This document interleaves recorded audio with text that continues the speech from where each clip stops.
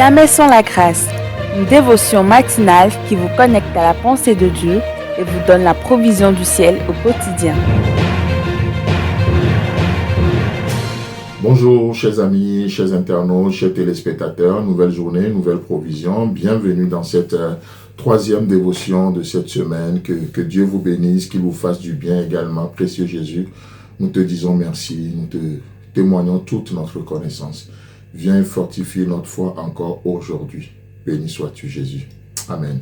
Alors, chers amis, chers internautes, nous sommes en train de parler d'un sujet très important. Et là, ce matin, je bondis directement sur Genèse chapitre 11, sur la tour de Babel, comme on voyait, n'est-ce pas, Genèse chapitre 11, le verset 3. Ils se dirent l'un à l'autre, allons, faisons des briques et cuisons-les au feu.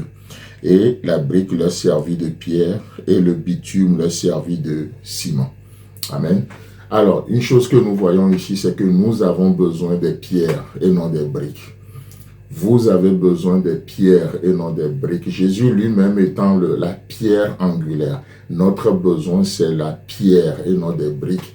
D'ailleurs, c'est pour ça que quand Jésus-Christ va parler à ses disciples, alors qu'une partie est déjà partie, si vous permettez le jeu de mots, donc une partie est déjà partie, Jésus-Christ va s'adresser aux autres et dit, mais et vous n'allez pas partir? Qu'est-ce que Pierre va dire? Souvent nous parlons de ce que Pierre a dit, mais c'est important aussi de voir le silence des autres. Ça veut dire qu'il y a un embarras, ça veut dire qu'il y a un non-dit.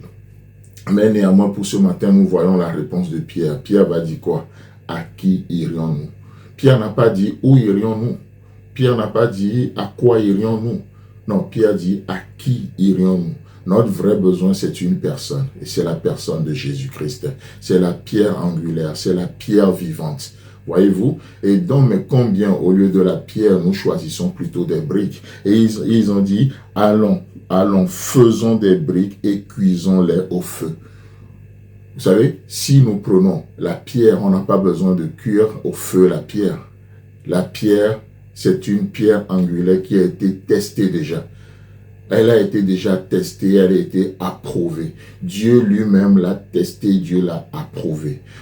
C'est ça, en fait, lorsque les hommes veulent plaire l'homme, les hommes veulent se justifier devant Dieu par leurs œuvres, ils sont obligés de tout justifier à tout le monde, ils veulent prouver tout à tout le monde, ils sont toujours dans des justifications, ils ont de la peine à avoir confiance en eux. Ils veulent toujours se justifier.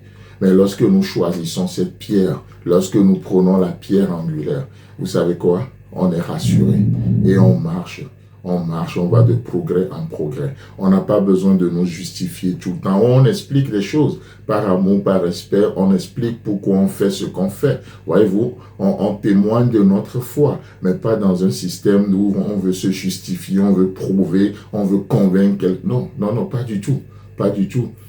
Et ici, parce qu'ils ont opté pour les briques, ils sont obligés maintenant de les faire cuire. Ils sont obligés d'apporter leur propre méthode.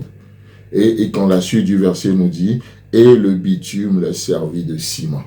Vous savez, leur vrai besoin, ce n'est pas de bitume, mais le vrai besoin, c'est du ciment.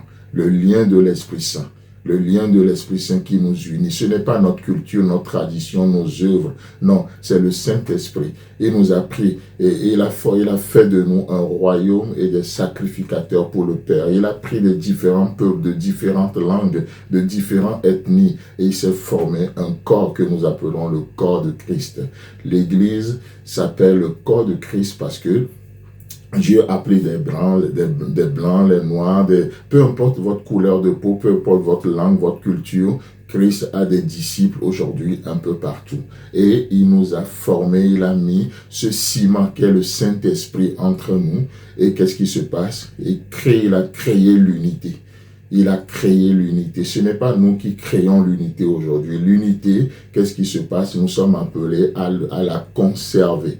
Ça veut dire quoi? Ça veut dire simplement que cette unité, nous l'avons déjà en Christ. Mais aujourd'hui, s'il y a un effort à faire, c'est de conserver cette unité pour que le bitume ne prenne pas le dessus, pour que les considérations traditionnelles ne prennent pas le dessus, pour que la culture ne prenne pas le dessus, pour que le racisme ne prenne pas le dessus.